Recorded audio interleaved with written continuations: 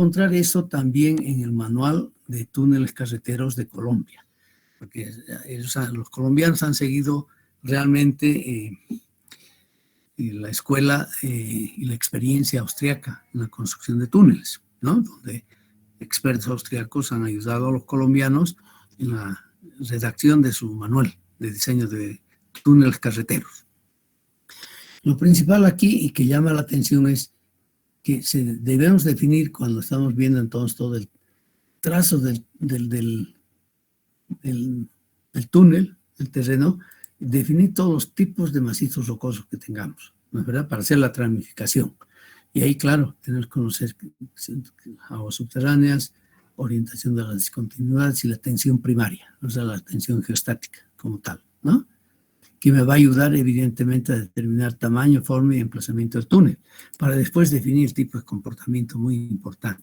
Y tengo que combinar estos dos conceptos para llegar finalmente después a definir los tipos de excavación, o lo que llaman aquí excavación y fortificación. Los colombianos usan fortificación por sostenimiento, es fortificar, sostener un túnel, ¿de acuerdo? Y después siguen acá con el proceso normal dentro de la fase, esta es la fase 1 o 2 prácticamente, ¿no? De Celaga, se ve el comportamiento del sistema ya integrado, sostenimiento o fortificación más excavación, y vemos si esto cumple lo requerido. Y lo requerido normalmente para nosotros son las deformaciones, los desplazamientos, ¿ya? Para determinar el plan básico de construcción, ¿ya? Y así determinar las clases de excavación también. Bien, para hacer la fase 1 entonces, revisen la unidad 4.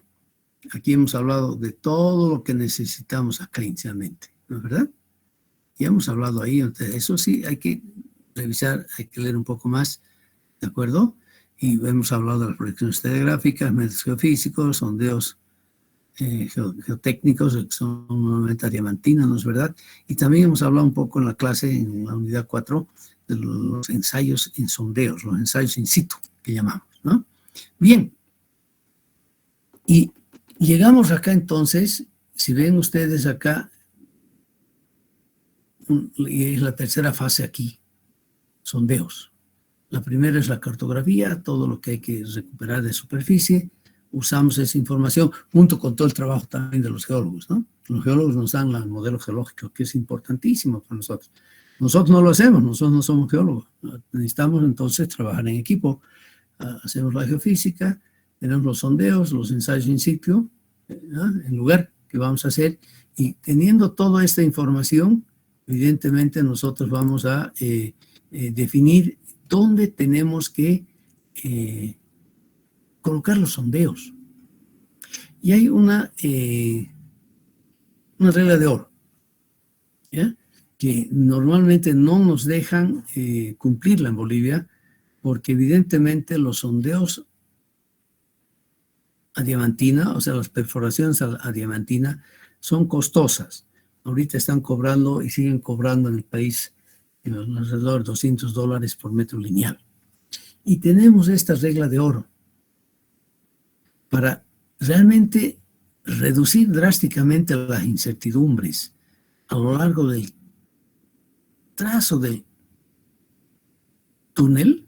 Estamos viendo este punto izquierdo, estamos salvando aquí una gran barrera orográfica, una serranía, por ejemplo. Entonces vamos a ir del punto A al punto B. Y necesitamos conocer, pues, caracterizar muy bien el terreno en todo este tramo, ¿no es verdad? Bien. Y la regla de oro nos dice que la sumatoria de todas las perforaciones tiene que ser igual a la longitud del túnel. Cuando hacemos esto, no he colocado aquí. Cuando hablemos de costos voy a tener que mostrarles, realmente reducimos drásticamente las incertidumbres y por tanto la diferencia del costo de la obra respecto a lo que preveemos inicialmente en el estudio, ¿ya? Cuando cumplimos con esta regla y eso nos ayuda a definir un trabajo inicial de investigación que tenemos que hacer para poder lograr un diseño final competente y bueno de un túnel. O sea, la sumatoria de todas esas longitudes tiene que ser igual a la longitud del túnel. Además de esto, tienes que saber colocar pozos, los sondeos. Pues no tiene mucho sentido que yo me meta con un sondeo donde voy a obtener una información solamente para un tipo de roca, desde el punto de vista geológico. O sea, para hacer este trabajo necesitamos de hecho ya un buen pronóstico, un buen modelo geológico de los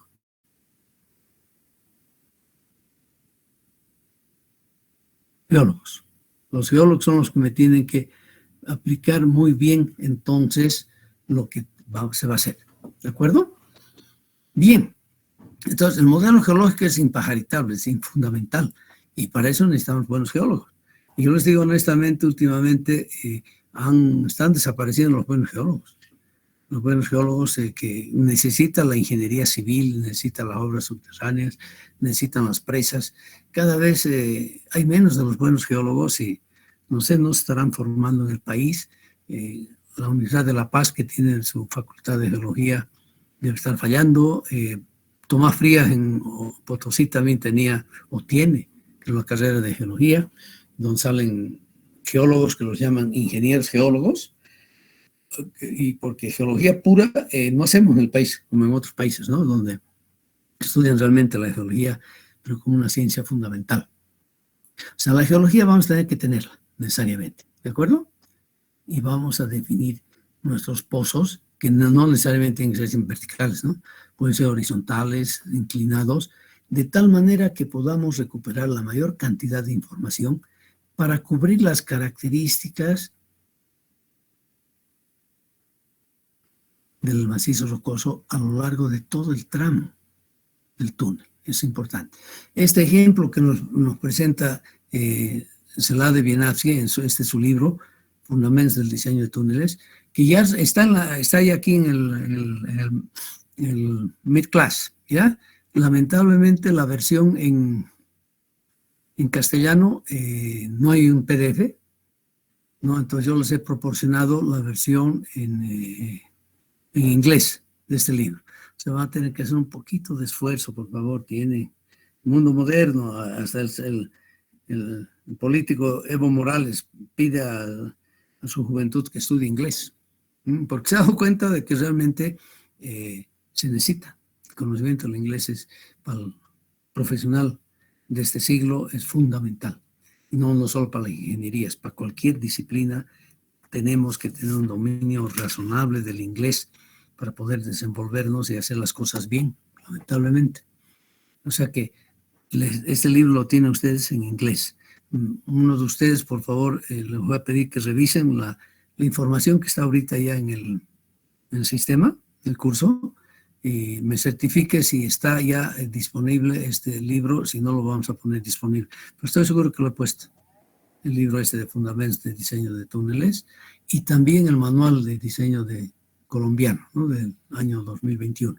Bien, entonces, con este tipo de ubicaciones de las perforaciones voy a cubrir todas las rocas que voy a poder atravesar, bajo la hipótesis, una vez hecho un buen estudio geológico, y el geólogo me ha definido muy bien los diferentes tipos de rocas que vamos a tener, definiendo bien su periodo, su edad. Entonces, normalmente nos dicen si es un ordovícico, un silúrico, un devónico, un carbonífero, me dan todos esos datos, ¿no? Yo tengo que sacar muestras de esos estratos, o de estas capas de estratos. Y aquí sí, lo que vamos a suponer que es lo que se llama inferencia, es de lo que yo encuentro, por ejemplo, aquí en este segmento de la perforación 3, de esta perforación S3, ¿ya? Que toda la información que voy a obtener aquí, yo la puedo inferir sobre el túnel. Se va a hacer una proyección inferida, donde tomamos como criterio básico la estructura geológica como tal. Es una proyección que ustedes tampoco la tenían. O sea, ahorita estamos aprendiendo en este curso 2 tipos de proyecciones, ¿verdad? Hemos hablado de las proyecciones estereográficas, donde estamos proyectando y encontrando ángulos en el espacio, ¿no es verdad? Dibujamos ángulos en el espacio y finalmente la intersección de un plano con la superficie de la esfera inferior, de una esfera inferior, ¿no es verdad? Y también y la proyectamos en un plano horizontal, y también el puntito donde la normal de ese plano atraviesa esa superficie del hemisferio sur, lo cual llamamos polo. Y además, no se olviden, tenemos, esto también estoy anotando, tenemos dos tipos de proyecciones estereográficas, ¿no? Dos tipos. Eso sí tienen que saber bien, ¿ya? Direcciones estereográficas, ¿ya? Eso tienen que saber bien, por favor. Le estoy dando, de hecho, ya ahorita, así en forma subliminal, algunos tips para que en su campaña de estudios presten un poquito más de atención, ¿ya? Y el segundo tipo de proyecciones que estamos aprendiendo ahora es lo que llamamos la inferencia. O sea, voy a inferir, voy a proyectar de acuerdo a la estructura geológica, ¿ya? O sea, aquí no estoy hablando de una proyección clásica cartesiana, ¿no es verdad? Aquí estamos hablando de proyecciones que tienen definiciones bien claras y definidas. Normalmente lo que vamos a hacer, y eso recién hemos hecho en 2 túneles ahora, los túneles del primer túnel 1 y 2 de Incahuasi, del Sillar, los chinos, bueno, esos túneles ya están construidos, deben estar ya en proceso de acabado de las obras complementarias. Pienso que debe estar listo los túneles. No voy por allá desde el mes de diciembre al Sillar, o sea que ya debe estar listo. Se hicieron también perforaciones horizontales que son bien atinadas y lógicas, porque estoy realmente perforando el macizo rocoso donde voy a construir el túnel, ¿no? Bueno, por eso no los podemos hacer muy prolongados, muy largos. ¿Ah? Aquí, en este ejemplo, por ejemplo, decidieron hacer perforaciones horizontales de 65 metros en cada uno de los portales, en cada uno de los emboquilles. ¿Ven ustedes? 65 metros. Últimamente, el mes de noviembre, hemos perforado en el túnel de Incahuasi. Enseguida les vamos a mostrar dónde está el túnel de Incahuasi, en el sur de Chuquisaca, un túnel que sigue inconcluso, se quedó paralizado hace 5 años, ¿no? Después de haberse iniciado la excavación en el 2015 hasta el 2017, principios del 18, faltan 200 metros de excavación. Y se ha hecho una perforación horizontal, en este caso, de 200 metros. O sea, atravesando todo el macizo rocoso que falta excavar, 200 metros. O sea, tenemos equipo ya para eso, y tenemos equipo también en Bolivia, que es importante, ¿no? O sea, eso se ha logrado hacer. Y después se han distribuido aquí a los sondeos en la forma más lógica para cubrir todas las formaciones geológicas que nos ha dicho que tenemos aquí en el terreno, el geólogo. Claro, es una guía muy importante para nosotros, que la estamos además confirmando con las perforaciones, ¿no es verdad? Y así voy a tener entonces, si ustedes estudian y ven esta distribución de los sondeos, voy a tener información a lo largo de todo el túnel. Y eso me va a permitir entonces una muy buena tramificación, o sea, definir los tramos con material con macizo rocoso casi homogéneo o homogéneo, con mismos parámetros geomecánicos, que es importante, ¿no? Cuando se hace ese tipo de trabajo, lo difícil es normalmente lograr el acceso para hacer las perforaciones. Y yo tengo que poner aquí mi equipo. O sea, que de hecho entonces tendría que ser toda una serie de trochas, ¿no? Caminos de acceso para llegar hasta este punto, y ahí empieza el gran problema, que el impacto ambiental, que es muy grande, y al final hay mucho problema actualmente en el país para hacer este tipo de trabajos bien hechos, bien elaborados. Estamos parados ya más de un año y medio, casi 2, porque teníamos que empezar 2 años antes de la pandemia casi, con el túnel de Aguarahue en el la carretera, en el Chaco, entre Campo Pajoso, se tiene que construir un túnel. Ya se ha hecho la carretera hace años y se ha llegado con la carretera hasta los puntos de los portales, de los emboquilles, ¿ya? Y no se hizo nada más.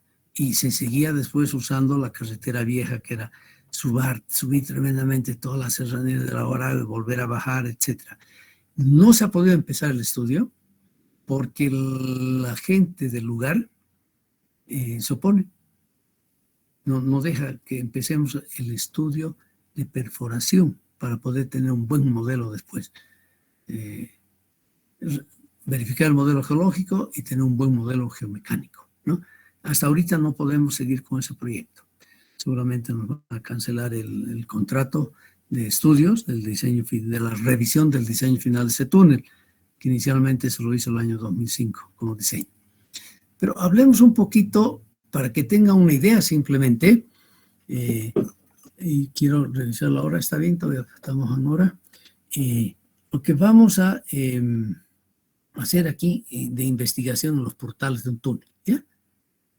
Como ustedes saben también, ya se han enseñado, si no hay que enseñarles en la materia de fundaciones, cuando hacemos la fundación de un puente, por ejemplo, nos piden necesariamente que en cada punto de apoyo, ya sea estribos, ya sea pilas intermedias, se tenga por lo menos en montaña, ¿no?, una perforación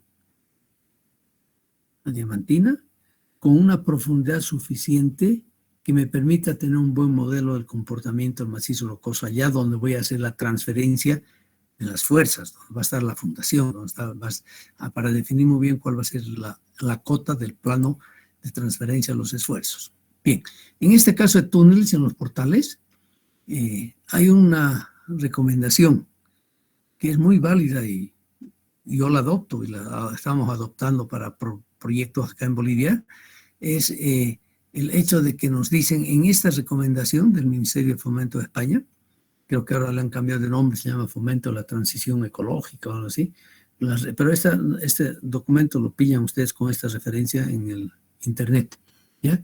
De hecho, nos piden, aparte de hacer nuestra prospección, estaciones geomecánicas, qué sé yo, en lo que es geofísica, nos piden una línea de refracción geofísica a lo largo del futuro eje del túnel, ¿ya? Esta sección, y por lo menos una línea transversal de geofísica, ¿no? Claro, que tenga la capacidad de penetrar por debajo de la solera futura del túnel. Aquí yo tengo el corte vertical de este túnel, esta sección, llámela, bueno, no tiene nombre acá, pero esta sección acá, vertical, es lo que se muestra aquí en la parte derecha. Entonces vamos a definir necesariamente, entonces, tenemos que hacer de refracción, ¿de acuerdo? Y con suficiente alcance hacia adentro, ¿no?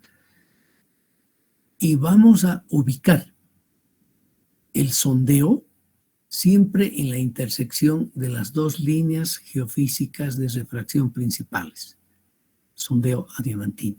¿Y por qué hacemos eso?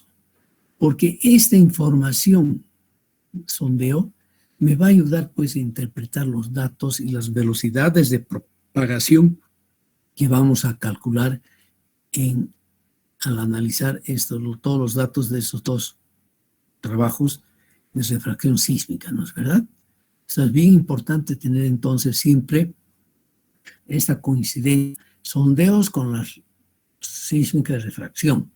Este criterio, por favor, vale también para presas. He visto en algunos estudios que desacoplado totalmente las líneas de refracción y los sondeos.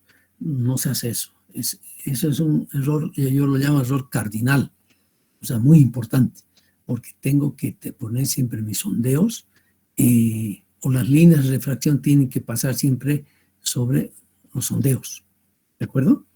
Porque así voy a poder interpretar muy bien los datos, porque teniendo solamente las velocidades de propagación, sean longitudinales o transversales, yo necesito más elementos para poder después predecir y saber qué tipo de macizo rocoso tengo.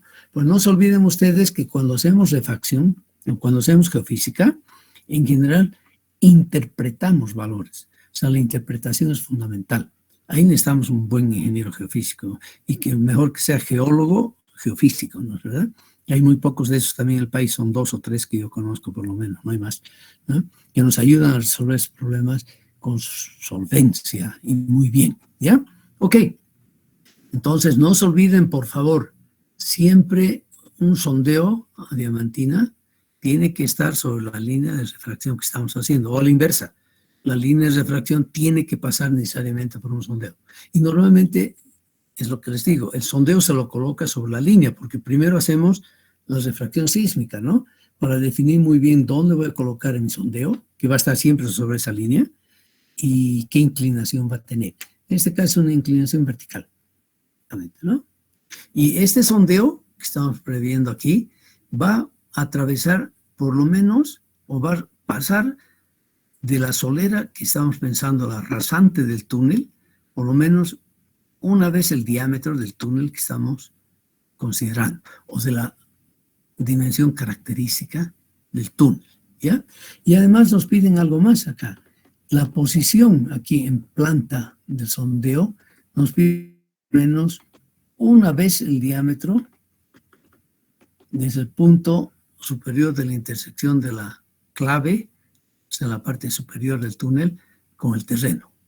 ¿De acuerdo? Como muestran acá, ¿ya? O sea, esta definición nos ayuda mucho para decir qué es lo que debo hacer y cómo voy a disponer mi investigación en un portal. Además, nos piden que hagamos calicatas. ¿Ven ustedes? Y vamos a hacer las calicatas. De hecho, es bien importante hacer las calicatas porque me definen lo que hay, a no ser que sea un afloramiento rocoso total, donde no puedo escalar una calicata. Me va a permitir caracterizar muy bien la primera capa de todo este modelo, el terreno que vamos a tener aquí, como tal. ¿De acuerdo? Bien, aquí tienen entonces, tenemos aquí evidentemente datos suficientes para definir qué investigación tengo que hacer en el portal de un futuro túnel, ¿no es verdad? Bien. Como repaso, algo que tenemos que aplicar, hemos dicho, porque una vez hemos definido muy bien y hemos hecho el trabajo aquí, hemos sacado muestras y hacemos la inferencia hacia aquí abajo, vamos a tener que clasificar nuestro macizo rocoso a lo largo del túnel, ¿no es verdad? Y es donde vamos a ir viendo después, en base a ese criterio, vamos a hacer la tramificación como tal. Tenemos 2 sistemas básicos, eso ya saben ustedes. Wieniawski, donde sumamos las valoraciones de los 5 criterios básicos y hacemos además una corrección por la orientación de las discontinuidades principales, de la familia de discontinuidades principales con el túnel, con la obra subterránea que estamos considerando, ¿no es verdad? Ahora, esto también tiene que repetir, eso estoy anotando, pero va a ser parte del examen teórico, ¿ya? En los criterios básicos de Wieniawski. Y ya le estoy dando un montón de pautas, ¿no? Y tienen que saber muy bien cuáles son los 5 criterios, ¿no es verdad? El primer criterio, y se encuentra su valoración, es la resistencia a la compresión simple de la roca intacta, ¿sí? Segundo criterio es el grado de fracturamiento, donde usamos el RQD de DIR, aquí. Tercer criterio es el espaciamiento entre las discontinuidades, ¿ya? La distancia más corta, si quieren ustedes, entre las discontinuidades de una misma familia. 3. 4 son las condiciones de las discontinuidades, donde a su vez consideramos 5 criterios, ¿no es verdad? Y finalmente, A5 es la valoración de la presencia del agua potable. Eso sí tienen que saber muy bien ustedes, por favor, ¿ya? Wieniawski. Bien, hemos hablado también donde Barton usa un método muy diferente. Barton no va hacia la sumatoria de valoraciones para calificar el macizo rocoso, si quieren ustedes, donde el RMR básico varía de 0 a 100, ¿no? Teóricamente, nunca llegamos a 0, ¿no? Es muy difícil llegar a 0, siempre estamos con valores pequeñitos de 8, 10, ¿no? Pero desde el punto de vista teórico es de 0 a 10. a 100, perdón, sí, que es en sí una especie de porcentaje, ¿no? Con las valoraciones que vamos colocando acá. Y Barton, que fue por otro método para generar su índice de calidad, ¿no? De macizo rocoso, que fue la aplicación de una serie de coeficientes, ¿ah? Y donde se toman en cuenta esos 6 coeficientes. Son números, numeritos, nada más. RQD es un número, el número de discontinuidades, el número de la rugosidad, el número de la alteración del terreno, el número de la presencia de agua y el factor de reducción de esfuerzo, que llama, ¿ya? Bien. También vamos a usar las cartillas de Hooke marinos, hemos hablado de ellas, y la formulita empírica de relación entre el RMR intrínseco, pero esto no se olviden, eso es intrínseco, donde estamos tomando en cuenta que el A5, la valoración A5 es igual a 15, o sea, es un macizo rocoso seco. No depende entonces no va a depender su comportamiento de la presencia de agua. Este es el RMR intrínseco, o sea, menos 5. En relación al GSI con el RMR intrínseco, ¿ya? O sea, son las formas y lo que vamos a usar después para hacer nuestra tramificación. Sin duda, tengo que darme tiempo con ustedes para que la próxima semana hagamos todo un ejercicio de esto, que nunca lo he hecho, a decir verdad, por falta de tiempo normalmente, pero esta vez he pensado que sí tengo que hacerlo con ustedes para que quede esto todo mucho más claro. Bien, todo lo que hemos trabajado finalmente nos va a conducir a definir 3 modelos básicos, ¿no es verdad? Y es lo que necesitamos para cualquier obra. Y yo les digo, no solamente para una obra de un túnel, en general es para cualquier obra. Y ustedes saben que no hay obra civil que no esté apoyada pues en la corteza, en la litosfera, en el terreno, ¿no es verdad? No existe. Habla de un puente colgante, si gran parte del puente es colgante, si quiere usted, pero todas las fuerzas finalmente tengo que transferirlas al terreno, ¿no es verdad? O sea, tenemos que conocer entonces qué tipo de material tenemos. Ese modelo geológico es fundamental para nosotros, donde vemos todo lo que es la litología, donde vemos todo lo que son las estructuras geológicas, los datos hidrogeológicos, la geomorfología. O sea, estudiamos muy bien todo lo que el geólogo además nos va a poder proporcionar como tal, ¿ya? Un segundo modelo, aquí les mostré un poquito un ejemplo. Es un túnel que tiene que construirse pronto, está todavía bien retrasado porque ya se acabó la platita en el país. Tuvimos mucha plata, fuimos muy ricos hasta 2014, 2015, donde teníamos reservas de más de 15,000 millones de dólares, cantantes y sonantes en el banco. Bueno, eso ha desaparecido, nos olvidaremos de eso, ya no hay.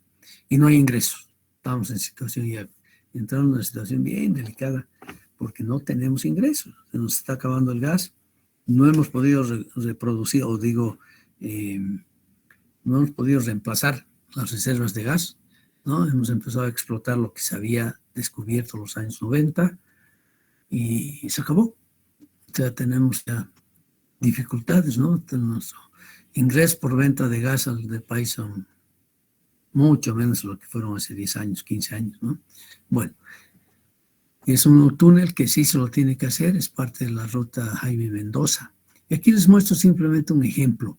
El geólogo hizo todo un estudio muy detallado acá, donde me definió todas las singularidades, empezando por las diferentes formaciones, ¿ya?, de las rocas y las partes, los rasgos de las estructuras principales que se refieren a los sinclinales o los anticlinales, como aquí, por ejemplo, fíjense qué bonito, un sinclinal, la verdad, y esta era parte de un anticlinal, y las fallas.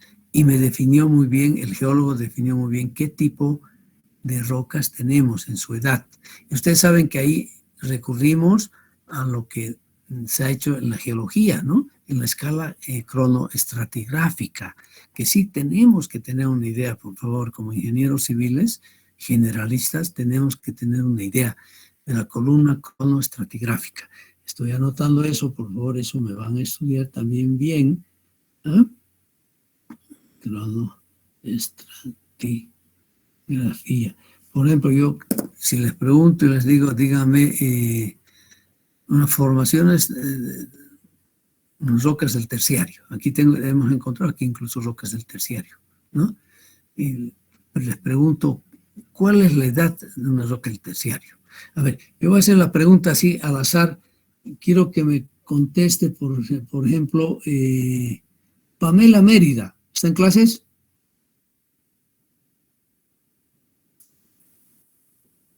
Pamela Mérida. ¿No está? Uy, qué grave, porque se conectó. Pamela ya no está. José Apaza Calizaya. Apasa. ¿Está escuchando? No hay paz. Uy, qué grave. Álvarez Angulo. Álvarez Angulo.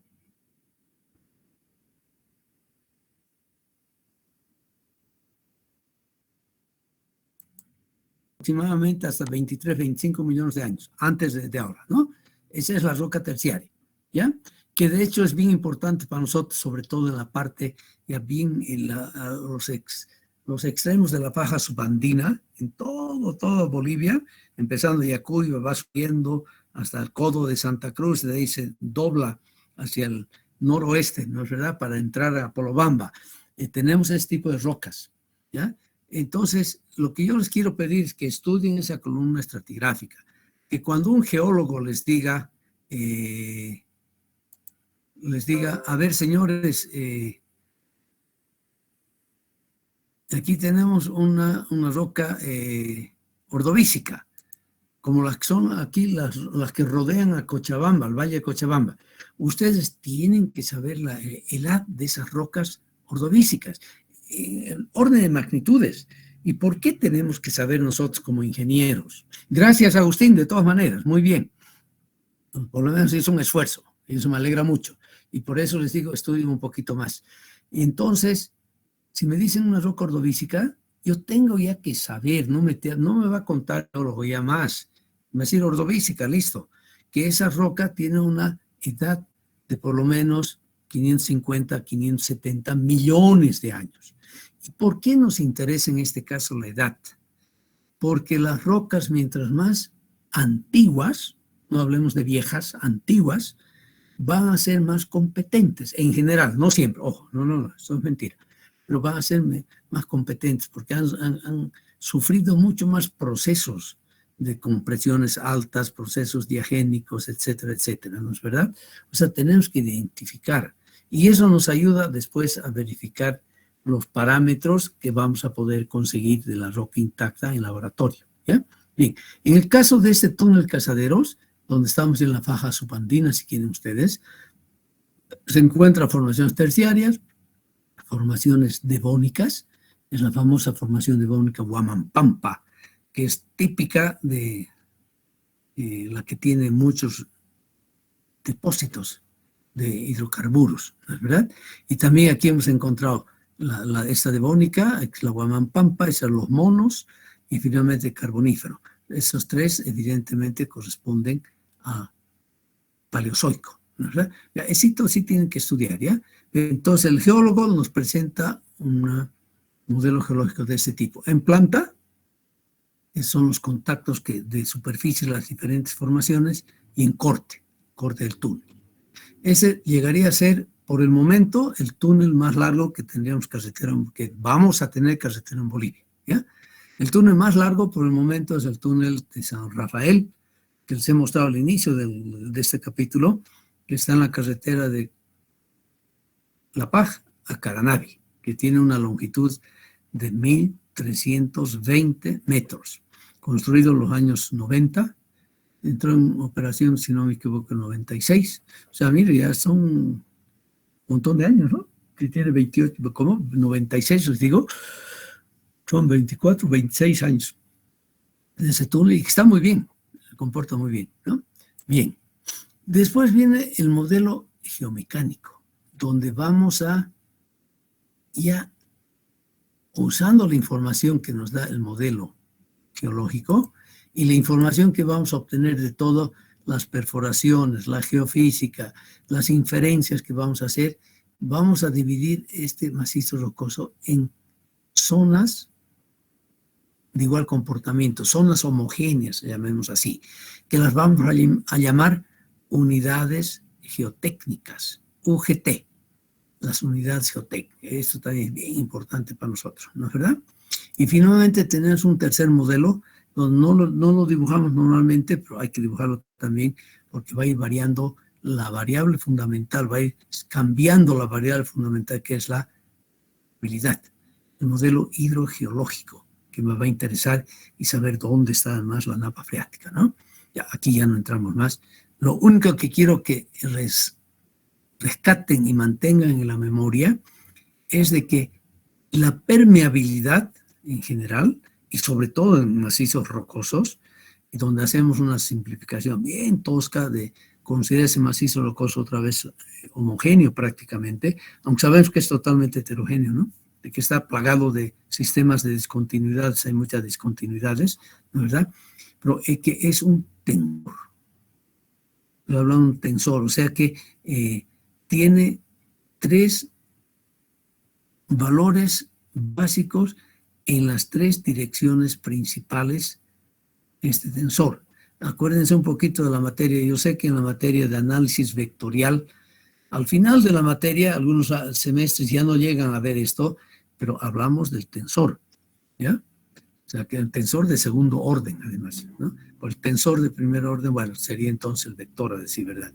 Entonces, y vamos a tener entonces siempre 6 permeabilidades, y que vamos a poder entonces nosotros normalizar esta matriz 3×3, que es la representación del tensor permeabilidad, para encontrar las 3 permeabilidades principales que van a ser ortogonales, como tal.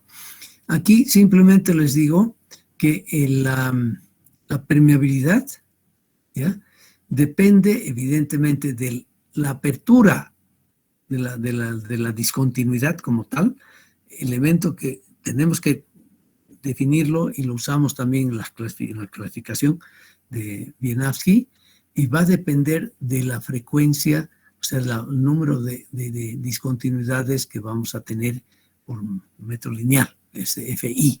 Y bueno, y suponemos aquí, para hallar esa formulita, que la podríamos hacer en media hora si aplicamos lo que sabemos de la hidráulica y del flujo laminar, estamos suponiendo el flujo de agua acá, ¿no? Por eso aquí aparece la viscosidad cinemática del agua como tal, ¿no?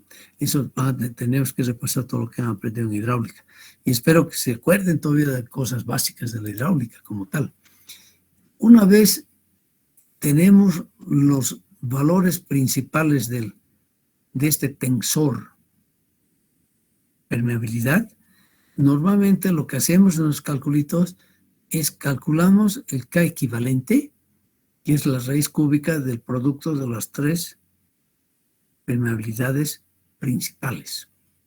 Y se ha encontrado, ¿ya?, esa formulita empírica que nos dice que la permeabilidad va reduciéndose en la medida en que nosotros nos vamos más profundos en el terreno, ¿ya?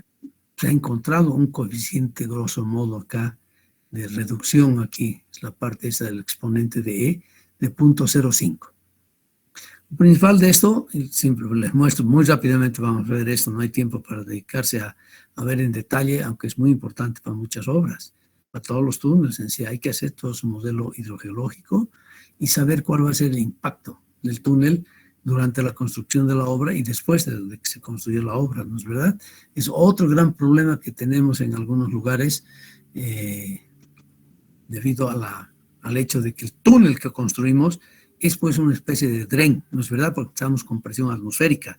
Y si hay agua, si está saturado, si está bajo agua el macizo rocoso, lógico, voy a tener un flujo natural del macizo rocoso hacia el túnel donde tengo presión atmosférica. Bien, y la permeabilidad va cambiando en ese sentido, fíjense ustedes. De hecho, ya hablo de 500 metros o 400 metros de profundidad, ¿ya? Una permeabilidad que estaría aquí al orden de 10 a la menos 7 y hasta las 10 a la menos 11.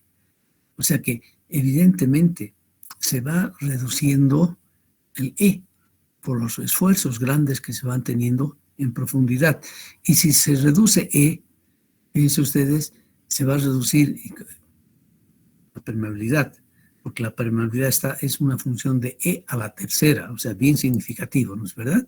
Esto les muestro simplemente como ejemplo, ¿ya? Para que estemos conscientes. No van a aprender ustedes, ni vamos a hacer en este curso, ni un curso de ¿cómo se llama? En la mención tampoco. Trabajamos ya más en este campo, porque ese es realmente para el que se especializa de verdad en geotecnia y en obras subterráneas, ¿no es verdad? Y tenemos una formulita, por ejemplo, de Jacobs y Lohmann, ¿eh? Que nos permite calcular el caudal que va a entrar, el caudal de ingreso al túnel durante la construcción. Les muestro esto simplemente como ejemplo, ¿ya? Y aquí también un pequeño ejemplo que hicimos hace unos 10 años para estudiar cómo se iba a comportar el túnel hidráulico de la planta hidroeléctrica San José, está sobre el río Paraje, ¿verdad? O sea, se hace todo un modelo tridimensional y a este modelo de elevación, digamos, modelo topográfico, vamos a aplicar la distribución de las permeabilidades como tal, ¿ya? Para calcular finalmente los flujos que vamos a tener. Y el resultado final fue este, ¿no? De hecho, esto ya era como... Esta era la napa freática, que la hemos calibrado conociendo los ojitos de agua y los lugares donde había agua, ¿no? Y sobre todo las quebradas son muy importantes. Hemos usado esto como punto de partida. Hemos supuesto la construcción del túnel, está aquí, ¿ya? Y tenemos una depresión de la napa freática. O sea, hay un impacto bastante grande. Y eso no nos olvidemos, y es verdad cuando la gente dice que hay impactos grandes y qué sé yo, sobre todo en el comportamiento de las aguas subterráneas. Sí, señor, hay. En el caso de Misikuni, les cuento como anécdota, se hizo el túnel, bueno, se empezó el túnel hace el año 96. O sea, estamos hablando de ¿cuántos años? 20, 26, 20, 28 años. Y, ¿verdad? Con toda honestidad, no se pensó en ese impacto que iba a tener en la construcción del túnel. Y resulta que cuando íbamos ya perforando el túnel, que es muy largo, son 19,2 kilómetros, ¿no? Largo. En algunas zonas, en vallecitos pequeños donde había población, se empezaron a secar los ojitos de agua, que era lógico, ¿no? Si aquí yo tenía un ojito de agua, empecé a excavar el túnel, claro, va a empezar a haber un flujo hacia el túnel y claro, se secó el ojo de agua. Hubo reclamos grandes de los campesinos que tenían toda la razón y les dijimos que no se preocupen, que en cuanto empiece a funcionar la obra, nuevamente iba a haber salida de agua del túnel ahora hacia el terreno y que se iba a restaurar el nivel que se tenía antes y que los ojitos de agua iban a volver a ser ojitos de agua, o sea, lugares donde hay agua surgente, ¿no? Y eso se ha dado en varios lugares, definitivamente.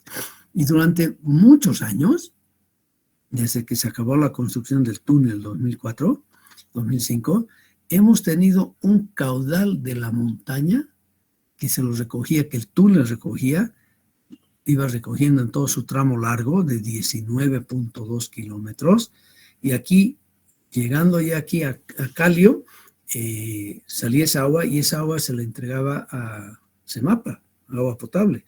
Faltaba agua, Semapa siempre la faltaba, ahora tiene de sobra porque Misikuni está funcionando, ¿no? Y teníamos unos 300 litros, 350 litros segundo de agua, que era lo que drenaba el túnel del macizo rocoso. Y de hecho eso quiere decir que nuestro túnel no era totalmente impermeable, ¿no? Y no es totalmente impermeable, a pesar de que en este caso de Misikuni hemos aplicado un revestimiento de hormigón lanzado, que fue cambiado lamentablemente en 2002. Debería haber sido un revestimiento de hormigón hidráulico in situ, con encofrado de acero, pero se usó, se cambió, se puso un revestimiento de hormigón proyectado, como tal. De eso vamos a hablar después un poquito más, ¿de acuerdo? O sea, definitivamente hay que considerar, es muy importante considerar el impacto que tiene la construcción de un túnel sobre el comportamiento de las aguas subterráneas. ¿Ya? Tenemos un problema serio, un proyecto en el sentido de que eso Incahuasi en sí, que tenemos que restituir las aguas, ver la forma de que un pueblito que está cerca de un portal vuelva a tener su fuente de agua que la tenía antes de la construcción del túnel. ¿Ah? Bien. Una vez hemos hecho eso, acuérdense, en la etapa 1 decíamos que necesitamos el estado de esfuerzos primario. Es bien importante porque esto vamos a combinar para ver finalmente cuál va a ser el grado de plastificación que vamos a tener en el túnel. O sea, cómo se va a comportar el macizo rocoso alrededor de la cavidad. ¿Ya? Bien, entonces, una vez entonces se ejecuta la obra, ¿ya? Y tenemos que tener en cuenta que vamos a pasar de un estado de esfuerzos primario o geostático a un segundo estado de esfuerzos secundario, del nuevo equilibrio, ¿ya? Y el estado de esfuerzo primario está pues definido por todo lo que ha sufrido el terreno, la corteza terrestre en ese lugar, durante toda su vida. De hecho, se pueden imaginar entonces que rocas del Ordovícico han sufrido ya pues 570, 550 millones de fenómenos orogénicos y tectónicos, ¿no? Grandes fuerzas, grandes deformaciones, donde se han formado los pliegues, se han formado las grandes fallas y han quedado pues un montón de esfuerzos residuales. Este estado de esfuerzos es para nosotros fundamental conocerlo para hacernos calculitos, nuestros pronósticos en lo que se refiere a las deformaciones y a los mismos esfuerzos alrededor de la cavidad que vamos a tener. ¿Ya? Y esto, a ver, lo explicaré aquí mucho mejor con esta figurita extraída del libro de Ramírez, y que lo tienen ustedes también, esta mecánica de rocas y fundamentos de ingeniería de taludes de la Universidad Politécnica de Madrid. ¿Ya? ¿Qué ocurre aquí? Supónganse que inicialmente aquí el terreno era continuo. Empezó a haber una erosión. Claro, cuando era todo esto continuo, apliquemos un poquito lo que ustedes conocen porque ustedes han estudiado la mecánica del suelo. Claro, vamos a tener,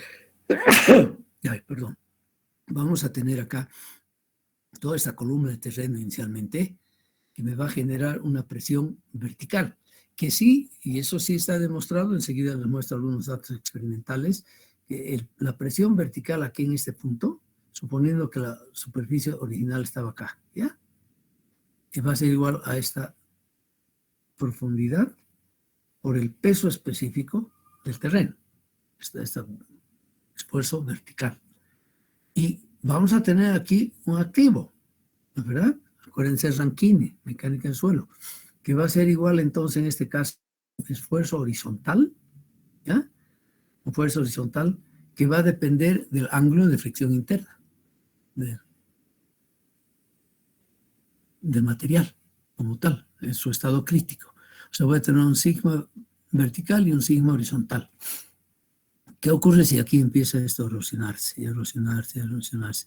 Va disminuyendo el esfuerzo vertical, pero no así el esfuerzo horizontal. Este esfuerzo de confinamiento se va manteniendo. O sea que resulta que debido a la erosión que vamos a tener aquí, finalmente vamos a tener de un caso donde teníamos un esfuerzo vertical mayor a un esfuerzo horizontal, se va a invertir el orden de magnitudes y el esfuerzo horizontal va a resultar ser mayor al esfuerzo vertical como tal. ¿De acuerdo? Entonces, es lo que estamos mostrando aquí, ese efecto de la topografía y también el efecto de la erosión. Aquí también ha habido una erosión, se acabó, ¿no? O sea, vamos a cambiar de un estado determinado acá, donde el vertical es mayor al esfuerzo vertical, es mayor al esfuerzo horizontal, y se nos va a cambiar la tortilla, ¿no? Donde el esfuerzo vertical va a ser ya menor al esfuerzo horizontal. Y vamos a tener también claramente problemas con los efectos, las discontinuidades, con las fallas. Y hemos dicho, estoy anotando, eso también quiero que se pasen y estudien bien, fallas. Y ustedes ya saben, ahí tenemos 3 tipos de fallas, pero quiero que revisen bien cuándo se tiene una falla normal y una falla inversa. Y normalmente tenemos una falla normal, que es allá donde un bloque cae respecto al otro bloque, cae como la gran falla del Tunari aquí en Cochabamba. Eso es debido a que va disminuyendo, va reduciéndose el esfuerzo de confinamiento horizontal. Significa entonces que una falla normal tiene un esfuerzo horizontal, un esfuerzo vertical mayor al esfuerzo horizontal. Y una falla inversa, o de cabalgadura, como llamamos, es a la inversa, donde el esfuerzo horizontal se hace cada vez más grande, ¿ya? Hasta que en uno de los bloques cabalga, se sobrepone, se va encima del bloque, el segundo bloque, ¿no es verdad? O sea, hay un cabalgamiento. Cuando hay esa falla de cabalgamiento, significa que el esfuerzo horizontal es mayor al esfuerzo vertical. O sea, todos esos conceptos básicos ya de la geología, lo que nos dan los geólogos, hay que aplicar acá. ¿Y qué vamos a hacer de hecho entonces para tomar en cuenta toda esta historia geológica que ha habido en un cierto lugar de la terrestre? ¿Ya? Ya usamos modelos numéricos en este caso, vamos a usar un FACE, un Plaxis. Entonces vamos a estudiar todo un volumen, en este caso bidimensional, ¿no? Toda esta superficie entonces. O sea, es un volumen con un ancho perpendicular a la pizarra, a la pantalla, de 1 metro, ¿ya? Vamos a colocar evidentemente todos nuestros condiciones de borde, que son bien importantes para los modelos matemáticos, ¿no?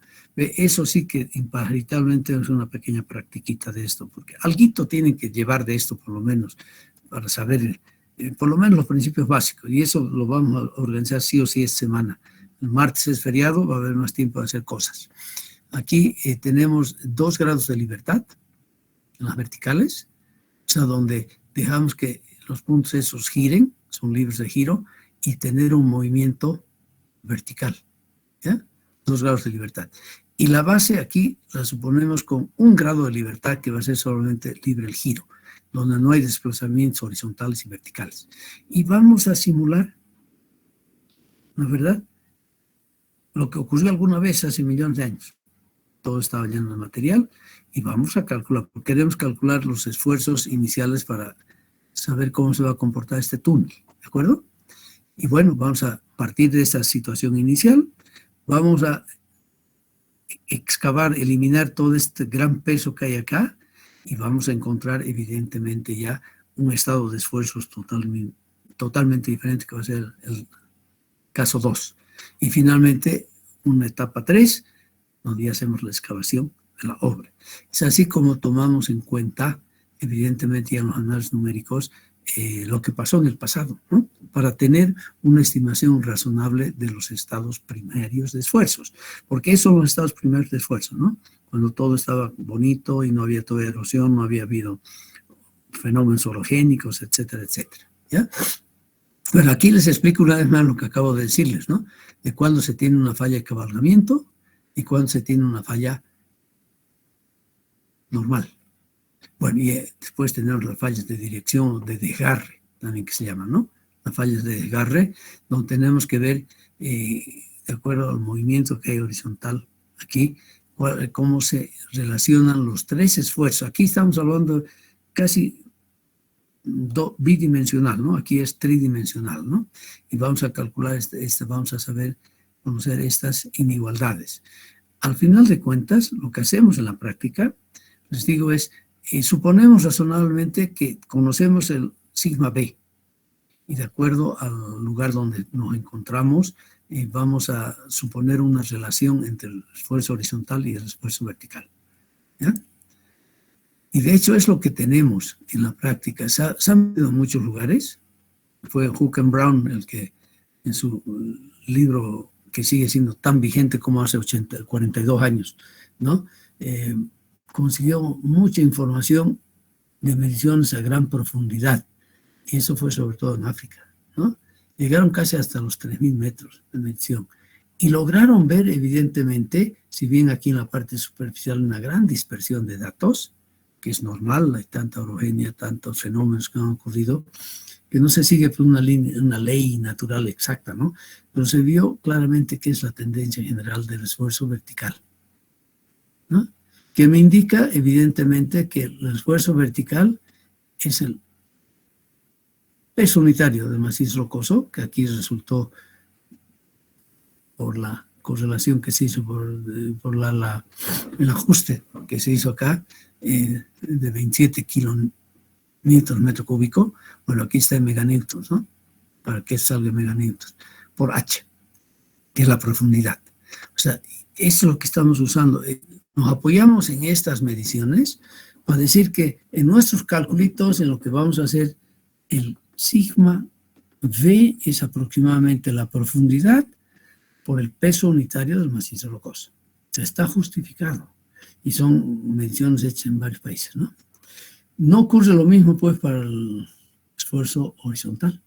Fíjense la gran distribución, o sea, tenemos aquí un grado altísimo, ¿no?, de divergencia del esfuerzo horizontal como tal, y también en profundidad. O sea, aquí tenemos problemas. No, podemos usar estos rangos básicos, ¿no?, que me dan un rango mínimo y un rango máximo del K, ¿no? Pero si ustedes ven, aquí serían iguales. En muchos casos se ha visto que el sigma horizontal es mayor al sigma vertical. Esa es la relación de los esfuerzos, ¿no? Es mayor como tal. Sobre todo si hablamos que es lo que nos interesa en obras poco profundas en el sentido de tomar en cuenta que el radio de la corteza de la Tierra es 6.370 kilómetros, ¿no? Hasta 500 metros, estoy hablando aquí solo de metros, ¿no? Fíjense ustedes que todo lo que se ha podido medir, me dicen que la mayoría, el esfuerzo horizontal es mayor al esfuerzo vertical. Y ese es siempre nuestro gran dilema y problema, y la hipótesis que tenemos que hacer de los esfuerzos iniciales, en la etapa 2. Es por eso que tenemos que verificar todo eso después en la etapa 3, porque aquí hay mucha incertidumbre, ¿no es verdad? ¿Ah? Esa desviación que tenemos es tremendamente grande de los esfuerzos, y ahí es donde tenemos que trabajar mucho. En esencia, lo que tenemos que hacer es encontrar ese KO, que es la relación entre el esfuerzo horizontal y el esfuerzo vertical. Ojo, lo que yo estoy llamando aquí hemos hablado todavía de esfuerzo vertical y horizontal, pero aquí estoy hablando que el esfuerzo 1 es el más grande, que va a ser el vertical, y el esfuerzo 3 es el menor, que va a ser el horizontal, ¿ya? Y consiste todo nuestro trabajo, y cuando hacemos calculitos y hacemos modelitos, es hacer una buena estimación de ese KO. O sea, que todo ese análisis geológico, ahí nos ayudan mucho los geólogos para reproducir la historia que podamos tener, entonces, de toda esa parte de la corteza terrestre, para definir qué valor voy a tomar después como para KO. Siendo KB, eso ya está, lo hemos justificado acá razonablemente, que va a ser igual al peso unitario del macizo rocoso por la profundidad, ¿no? Bien, cuando tenemos profundidades muy someras, 20, 30, 40, 50 metros, vamos a suponer que tenemos un comportamiento elástico. Y si aplicamos la de Hooke, entonces vamos a encontrar de que este KO esté multiplicando lo que den al esfuerzo vertical, es función simplemente del coeficiente de Poisson, ¿ya? Entonces ustedes fíjense, el KO va a ser siempre menor a 0. El Poisson para el macizo rocoso va a estar entre 0.25 y 0.3. O sea, aquí tengo 0.3 dividido entre 0.7. ¿Ya? O sea, 3 dividido entre 7 más o menos va a dar un 0.4, ¿no? 0.4, 4.2, 4.3, ¿no? Va a ser siempre menor a 0 cuando son profundidades someras, como tal. Tenemos esta formulita que propuso el señor Shedley el año 94, que me da el KO en función de la profundidad, evidentemente, y el módulo de deformación horizontal del macizo rocoso, ¿eh? Que también podemos aplicar, evidentemente. Y tenemos finalmente, y usamos mucho en los calculitos analíticos, básicamente, la hipótesis de Heim, un geólogo austríaco, que supuso que a grandes profundidades los esfuerzos horizontal y vertical son iguales. O sea que él propuso entonces un estado de esfuerzos hidroestático para el macizo rocoso. ¿Qué significa? No es que estamos hablando de agua cuando hablo de hidrostático, simplemente decir de que el esfuerzo horizontal es igual al esfuerzo vertical. ¿Ya? Esas son las hipótesis que vamos a hacer entonces con los calculitos, ¿ya? Y vamos a tomar en cuenta. Bien, aparte de toda esa caracterización que tenemos que hacer y de los estados de esfuerzos iniciales, tenemos que hablar siempre de la clase de comportamiento. Y que antes suponíamos de que el comportamiento no jugaba ningún rol, o sea, los mecanismos de falla, con otras palabras, en obras subterráneas. Pero se ha visto esto que después, de que es muy importante para cualquier cálculo que hagamos, de esfuerzos y de desplazamientos de formaciones, elegir, estimar, adoptar un método, un modo de falla importantísimo, ¿ya? Que eso lo ha traducido como clase de comportamiento. En el libro colombiano y siguiendo la experiencia austríaca, está también en las normas austríacas, se tienen 11 clases de comportamiento que vamos a tener que tomar en cuenta, ¿de acuerdo? Y es interesante e importante, sobre todo si tenemos estas dos primeras clases que van a corresponder a túneles bien, la parte bien poco profunda, somera de los túneles, donde el mecanismo de falla básicamente es la formación y caída de bloques, ¿de acuerdo? O sea, hay caída o deslizamiento de bloques pequeños inducidos por la gravedad, va a haber caída. Entonces, ese es un modo de falla. Y claro, si tengo ese modo de falla, haré mis cálculos entonces suponiendo esto, tomando en cuenta las discontinuidades y viendo si voy a tener caída de bloques desde la clave del túnel o deslizamiento desde la ladera, desde las paredes de la excavación, ¿no es verdad? Una segunda clase de comportamiento estable, pero con un potencial caída de bloques que siempre son controlados por las discontinuidades, ¿ya? Vamos a ver esto también. O sea, tenemos que elegir uno de estos comportamientos que son modos de falla. Tercero, que es, ya es para nosotros importante, es cuando tenemos una falla por cizallamiento, cuando tenemos todavía profundidades poco profundas, intermedias, ¿no es verdad? Eso significa que vamos a tener entonces una falla, ¿ya? Por cizallamiento, por corte, que es controlada por los esfuerzos bajos y está siempre combinada, ¿ya? Con la falla del macizo rocoso por gravedad o discontinuidad, por las fallas 2 y 3. Ahí vamos a tener esta falla por cizallamiento. Y la que más usamos, evidentemente, que es la tradicional, por lo que llamamos también plastificación, es la falla al corte profundas, ¿ya? Vamos a tener llegar al límite, pensando en la curva de Hooke-Brown, al límite de esta curva en lo que se refiere a la magnitud de esfuerzos que pueden ser todavía soportados por el macizo rocoso, ¿no? Y aquí sí vamos a estar ya en un estado, aquí, ¿ya? Que llegamos al límite máximo de la resistencia del material, donde, claro, vamos a tener material más resistente si tenemos un esfuerzo de confinamiento más grande. Las deformaciones son ya muy grandes, ¿no? Podemos tener explosión o estallido de rocas cuando tenemos esfuerzos geostáticos primarios muy altos, es lo que se ha dado con mucha frecuencia, por ejemplo, en el túnel de trasvase en el norte de Chile, de Perú, el proyecto Limón, donde se almacena tanta energía, roca muy competente, en los túneles que se ha hecho trasvase interoceánico, ¿eh? Porque del Amazonas han llevado aguas a la cuenca del Pacífico, ¿no?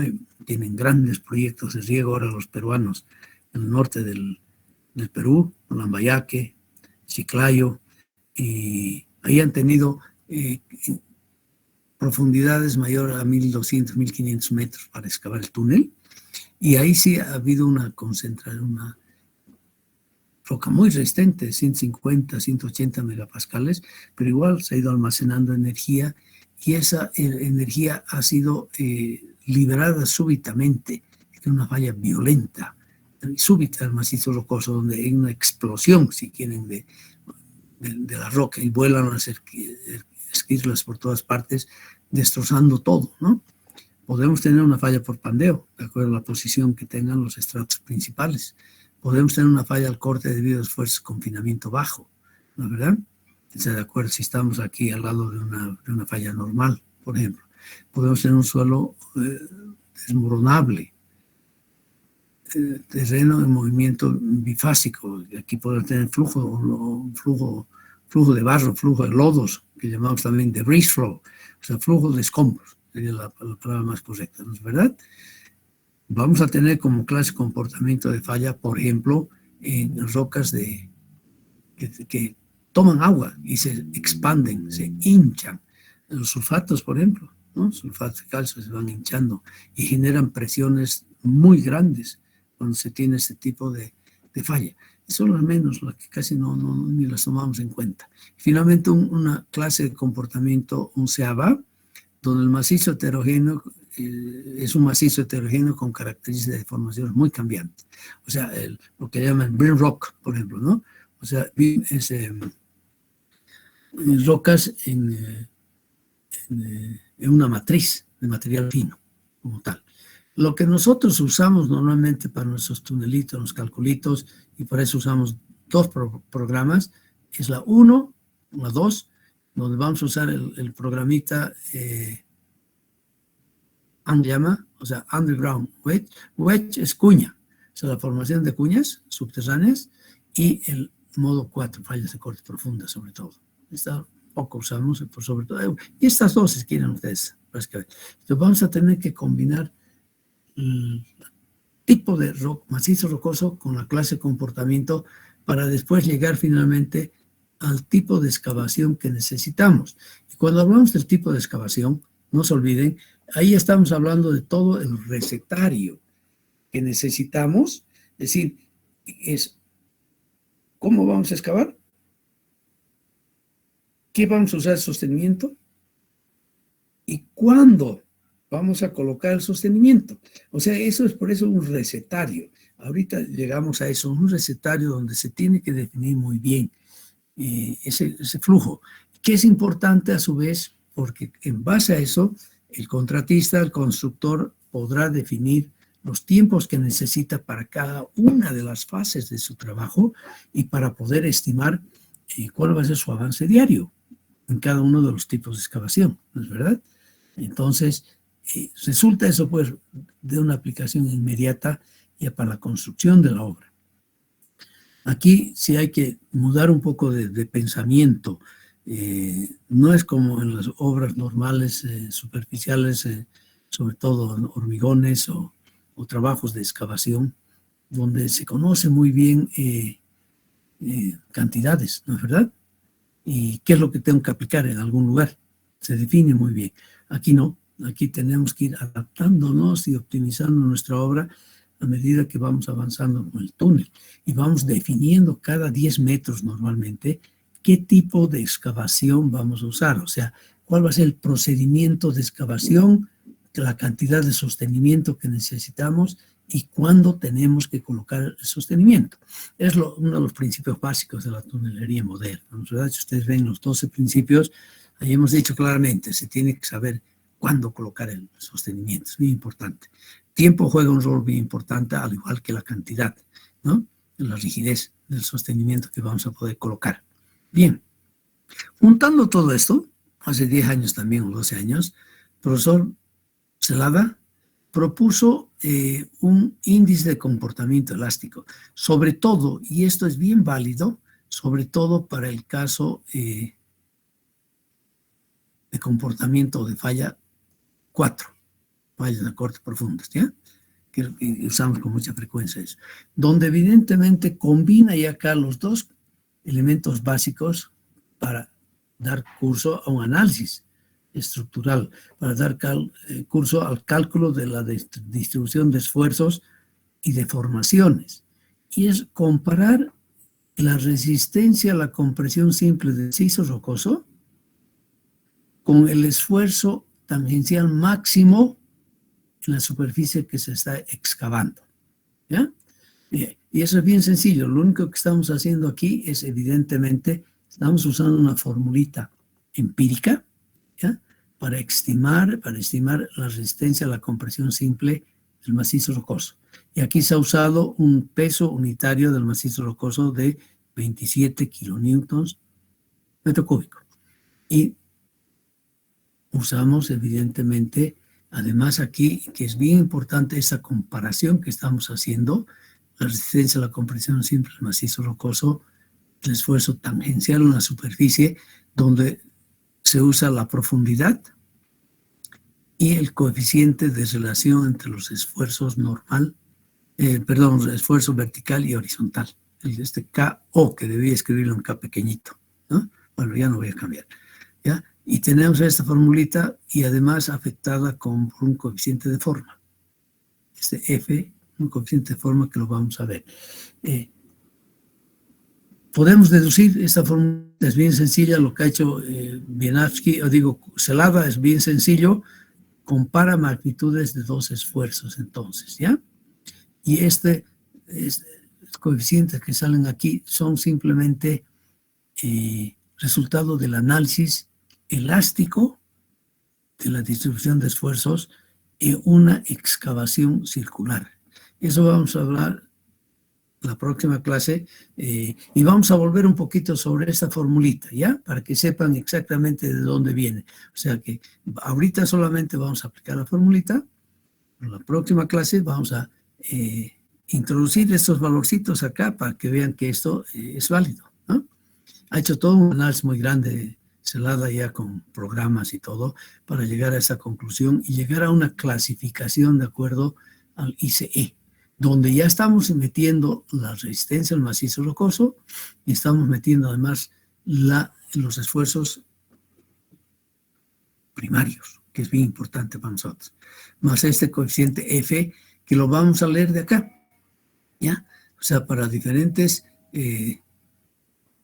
túneles circulares, ojo, medianos, de mediano tamaño, que va sobre todo para túneles hidráulicos, túneles carreteros de 10 metros de diámetro, el F1 va a ser 1, el F simplemente, perdón, túneles convencionales de hasta 14 metros de diámetro, cuando se tienen tres bandas de rodadura, 3 carriles, un 75, y para cavernas, tengo un ancho de 25 metros y una altura de 60 metros, F55, es un parametrito que metemos acá, no, o sea, para definir este índice de comportamiento elástico. Y si hacemos eso, vamos a ver enseguida, y creo que esta lámina está aquí, está de más porque, bueno, aunque vale la pena siempre recordar, ¿no? Bueno, antes de seguir con esto, enseguida vamos a ver que con este ICE podemos hacer ya el dimensionamiento empírico del sostenimiento.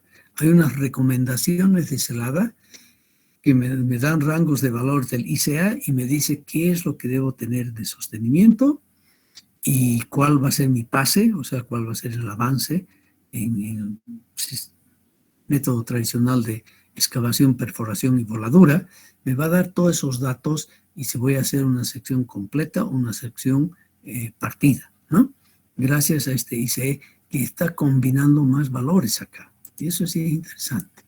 Bueno, y finalmente, es verdad, antes de pasar ya a aplicar todo esto, estamos repasando los más conceptos, y ya hemos hablado de esto en el capítulo 3, tenemos que hacer una buena elección del modelo que vamos a usar en función a la relación de la distancia característica, de la separación característica entre las discontinuidades y la obra que vamos a tener, ¿no es verdad? Y podemos tener evidentemente, estos 5 tipos de modelos. Normalmente estamos usando este modelo, porque la distancia entre las discontinuidades es mucho menor a la dimensión característica de la obra. En ese caso, entonces tenemos muchos sistemas de discontinuidades, ¿ya? Y aquí sí podemos usar el modelito de Hook and Brown sin ningún problema. O sea, Hook and Brown usamos para roca intacta, usando los parámetros para roca intacta, ¿no es verdad? O para macizo rocoso, donde calculamos los coeficientes de la fórmula de Hook and Brown, tomando en cuenta el macizo rocoso como tal, a través del GSI, a través del índice de resistencia geológico. ¿De acuerdo? Bien, todo esto que hemos ido repasando aquí no es para aprenderse de memoria, sino para aplicar. Y vamos a aplicar, ¿ya? Yo, verdad que tengo que hacer un ejercicio bien detalladito con ustedes, paso a paso, para decir, ve, tal formulita la usamos acá, y miren lo que salen, hasta llegar a definir bien entonces nuestro sistema de sostenimiento y el procedimiento que vamos a usar durante la construcción. Pero hablemos un poquito, antes de seguir con esto, que es otro elemento importante, son los métodos de excavación. ¿Bien? Y es bien experimental también esto. Se tiene desde hace 51 años, mire cómo pasa el tiempo. Es el trabajo del señor, un profesor Yankee, donde él trató de establecer el tipo de excavación que tenemos que hacer, partiendo de la resistencia a la compresión simple de la roca intacta y el espaciado a las discontinuidades en metros. ¿De acuerdo? Y definió 4 clases de excavación, de buena a muy mala, buena, media, mala y muy mala. Y presentó esa zonificación, donde tenemos una escalabilidad muy mala, significa que es el material muy resistente y necesariamente tenemos que usar explosivos, necesariamente. ¿Ya?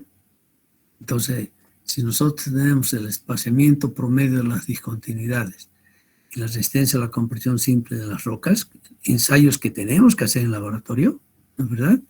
O asumir valores razonables haciendo estudios de homologación, y ese punto cae aquí en esta zona, entonces definitivamente tenemos que hacer una voladura. Aquí tiene la zona de excavación mala, donde vamos a tener una voladura de esponjamiento. Significa que vamos a usar menos explosivo, ya cuando tenemos estos parámetros o esta combinación de estas variables características independientes que hay sobre esta zona, ¿ya? Y vamos a usar evidentemente todo el sistema. Bueno, tal vez hablemos un poquito más de esto, donde tenemos que tener también los pozos, las perforaciones de alivio como tal. Cuando caemos en toda esta zona, se dice que el material es ripable.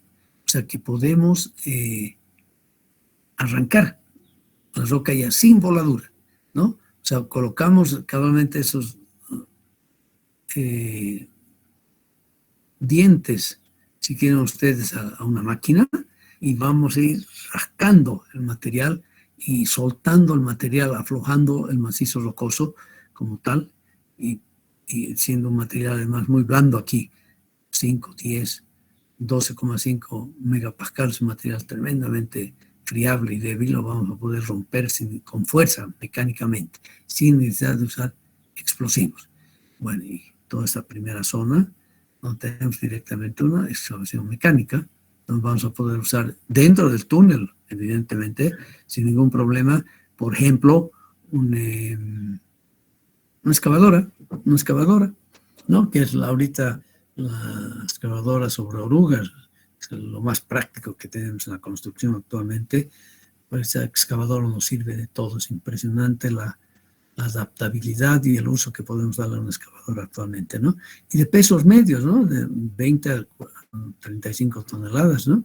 Una Podemos ir a una PC200 Komatsu, hacer una PC350, una CAT 200, una CAT Caterpillar 220, con baldecitos que están en el orden del 0.8, 1 metro cúbico, ¿no?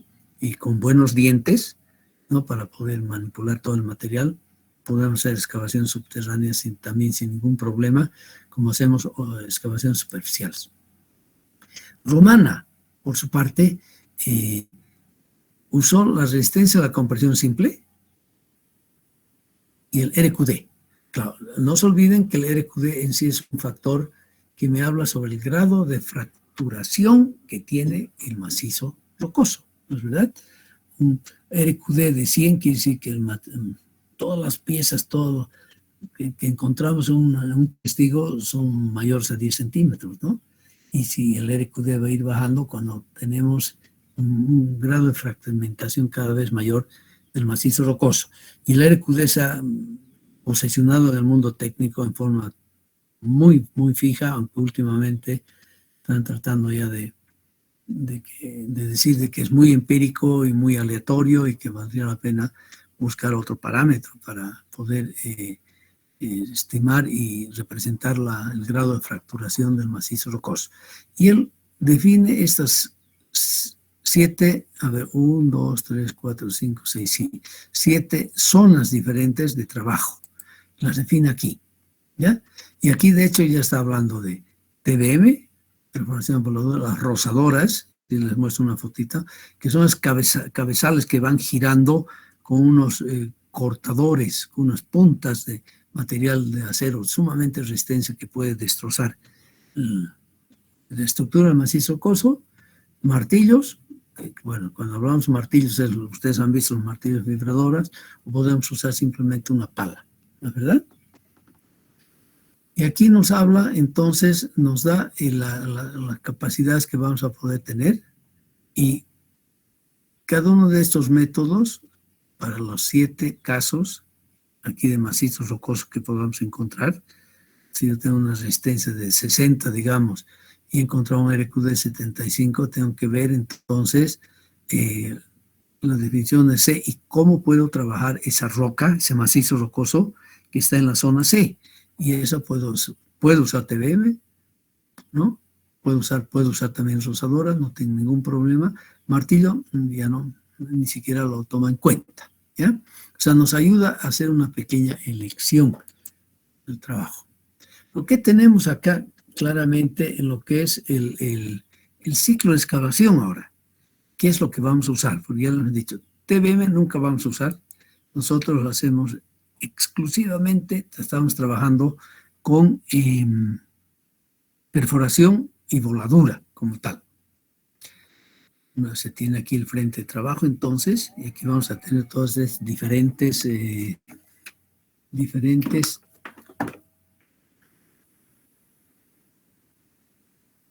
actividades para llegar a hacer esa excavación.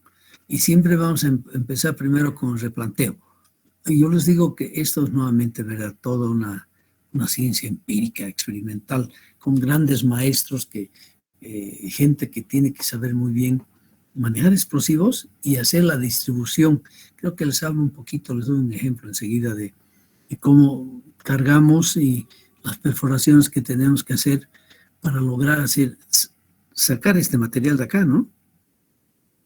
No se olviden que es mucho más complicado en una obra subterránea porque tenemos solo una pared, una sola superficie libre.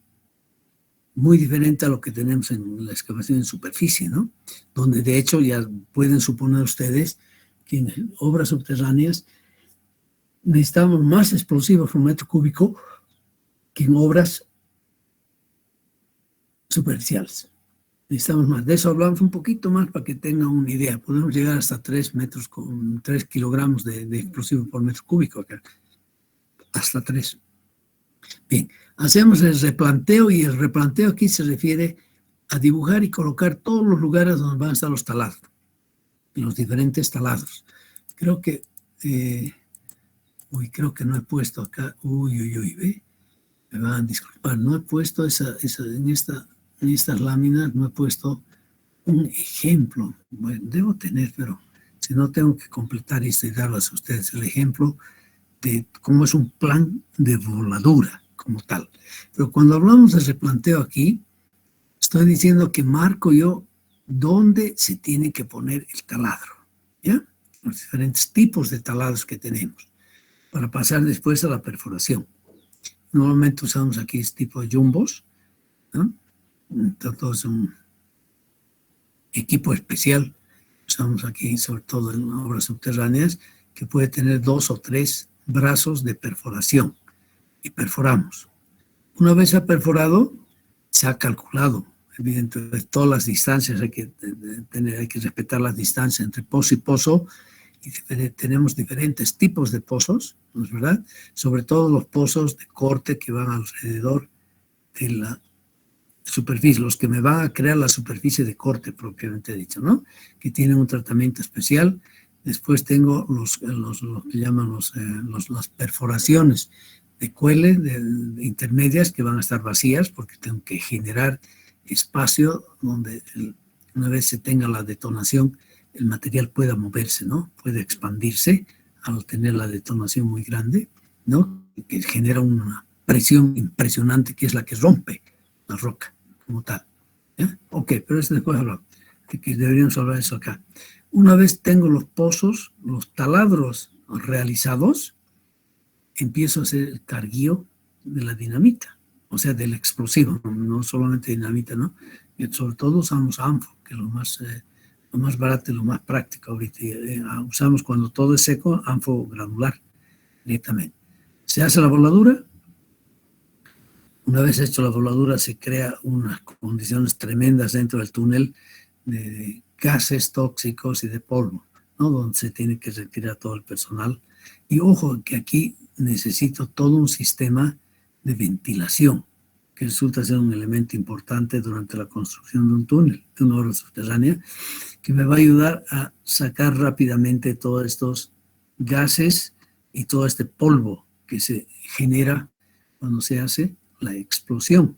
O sea, vamos a hacer toda la ventilación.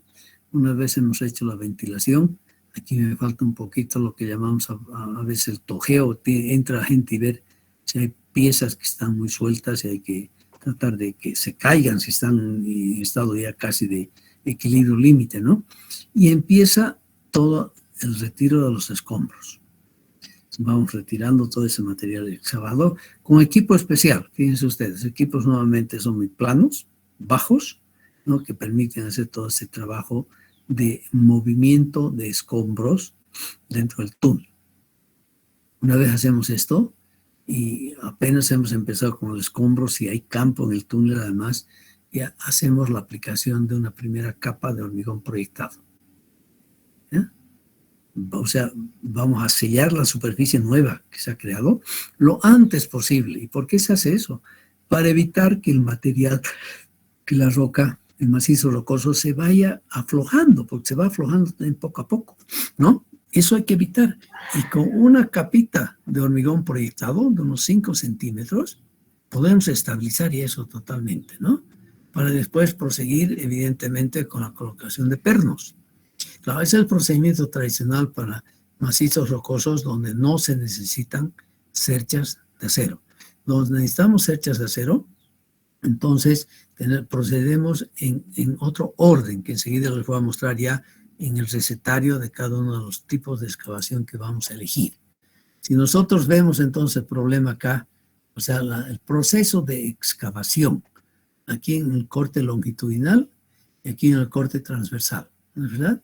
Aquí estamos entonces resumiendo, juntando varias acciones que hemos visto acá.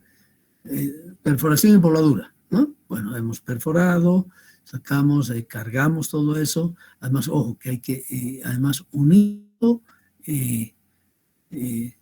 con unos cablecitos, todo y donde tenemos el elemento de ignición, o sea, el explosivo propiamente dicho que sale, y siempre hay micro retardadores, porque no todo se lo hace explotar al mismo tiempo. O sea, tenemos dispositivos ahora, antes era la longitud del cablecito, ahora son dispositivos electrónicos, pequeños puentecitos, que me permiten hacer hacer las voladuras en diferida, o sea, en tiempos diferentes, secuenciales, de diferentes zonas de la excavación. Eso les mostraré, no sé si he puesto acá, pero estoy seguro que tenía más información para explicarles ese proceso de la voladura, ya que no es sencillo. Tenemos que tener gente que conoce, gente bien experimentada. En muchos países tienen que hacer todo un proceso de formación y de examen los que manejan explosivos y la parte de la voladura. Entonces aquí somos mineros empíricos que había antes, que ya no hay muchos, que sabían manejar muy bien los explosivos en las minas artesanales que hemos tenido en el país, ¿no? Hacemos la voladura y evidentemente la ventilación, aquí ya no la mostramos, y empieza el proceso de retiro de escombros, ¿no? Smacking. Y una vez hemos hecho el retiro de escombros, entonces a colocar todo el sostenimiento, ¿no? Aquí inmediatamente se ha hecho la voladura. Lo primero que hacemos, incluso antes de hacer el retiro de escombros, si el macizo rocoso es débil sobre todo, colocamos las cerchas, si es que necesitamos cerchas, ¿no? No todos los tipos de excavación necesitan cerchas, pero a veces necesitamos cerchas de acero. Son arcos de acero, después de haber colocado incluso una malla, y aplicamos el hormigón proyectado como tal, para después colocar los pernos de anclaje. O sea que de hecho, fíjense ustedes, como sostenimiento, hormigón proyectado, pernos de anclaje, cerchas de acero es fundamental, que van o no con una malla electrosoldada, ¿ya? Y bueno, y esas son las secciones en cada una de ellas, ¿eh? Estamos aquí colocando el shot grid, ¿no? Ahora todo eso se hace con máquinas robotizadas, ¿eh? Es increíble cómo ha avanzado la tecnología y cada vez se necesita menos gente para la excavación de un túnel. Hasta hace poco acá en Bolivia estábamos usando 20, 30 personas para excavar un túnel carretero. Actualmente en muchos países no usan más de 10 o 11 personas que son multifacéticas, ¿no? Y aquí no se necesita tener un especialista para cada cosita, ¿no? Pero aquí los obreros, los operadores manejan muy bien todos los equipos y el que está sacando el material acá, de repente se pone a colocar el hormigón lanzado, después él mismo va a agarrar su equipo y empieza a colocar los pernos de anclaje. O sea, es impresionante cómo se han logrado concebir equipos de trabajo pequeños, porque el espacio no es muy grande, y con alta eficiencia, ¿no? Donde, ojo, los túneles normalmente los excavamos en forma continua, día y noche, no se para. O sea, se organizan 2 turnos de trabajo normalmente. En túneles son 2 turnos, que hacemos el cambio de turnos cada 12 horas. La ley boliviana a veces no permite eso. Entonces hay que sacar un permiso especial que me permita cumplir con esa miseria ininterrumpida de excavación de un túnel, ¿de acuerdo? Ya una vez hemos hecho la parte superior que se llama la calota, se empieza a excavar la parte inferior que se llama la destroza, la parte intermedia del túnel, como ustedes ven acá, y finalmente también la solera. Claro, esta es la sección más complicada cuando el terreno es tremendamente malo, ¿no? Pero vamos haciendo todo por parte entonces y recetamos la distancia que tiene que haber entre el frente de trabajo de la calota, la parte superior, y el frente de trabajo de la destroza, la parte intermedia, ¿ya? Bien, eso sí, esta figurita ilustra muy bien todo ese procedimiento que hacemos, donde finalmente llegamos a vaciar entonces el hormigón, todo lo que está de verdecito es hormigón acá, se coloca el encofrado, y ¿no? Sale encofrado, encofrado móvil que se lo mueve cada 24 horas. O sea, en 24 horas tenemos que mover el encofrado, colocar todo muy bien, preparar todo lo necesario. Hemos colocado armaduras y todo, vaciar, y en 24 horas tiene que tener la resistencia suficiente como para autosostenerse el hormigón aquí hidráulico, el hormigón normal. No, aquí si estamos usando un hormigón 25, un H30, un H25, ¿no? Y el túnel queda hecho. O sea, la secuencia, esas son de las actividades principales entonces para hacer un túnel. TBM. Tengo unas fotos que no he encontrado, las voy a buscar, se las voy a mostrar todavía, del TBM que hemos usado en Misikuni. El único lugar en el país donde hemos usado 2 TBMs, el único proyecto, los años 90. A fines de los 90 llegaron 2 TBMs Robbins al proyecto de Misikuni y buena parte del túnel de los 19,2 kilómetros del túnel de Misikuni lo hemos excavado con TBM. ¿Ya? ¿Qué se han hecho los TBMs? ¿Dónde estarán? ¿Se las habrán llevado del país otra vez? Yo sé que hasta hace unos 5 años, 6 años estaban ahí almacenados en un depósito en el camino hacia Sacaba. Bueno, el TBM es bien sencillo. Es una cabeza giratoria. Ahorita tengo más información para mostrarles. Donde se tiene aquí los cortadores, que son unos discos de corte que giran sobre su propio eje. Y al ir girando, por toda esta cabeza va girando, ¿no es verdad? Entonces van ejerciendo, y estos también giran, son libres de girar, van ejerciendo una fuerza tremenda, como está, y hay una fuerza muy grande de empuje hacia adelante. O sea, estos discos son hincados en el macizo rocoso, y al haber ese giro, van rompiendo, van descalichando, van sacando fragmentos de la roca como tal, que cae abajo y con una cinta transportadora se va sacando el material hacia afuera. ¿Ya? Ese es el principio básico de una TBM, básicamente. O sea que con la TBM lo que hacemos, vamos descalichando, vamos sacando esquirlas grandes de la roca que está ahí. Claro, mientras más de continuidades naturales tenga la roca, más rápido vamos a poder lograr ese cometido, ¿no? De fraccionar, no es triturar, porque triturar es otra cosa aquí, ¿no?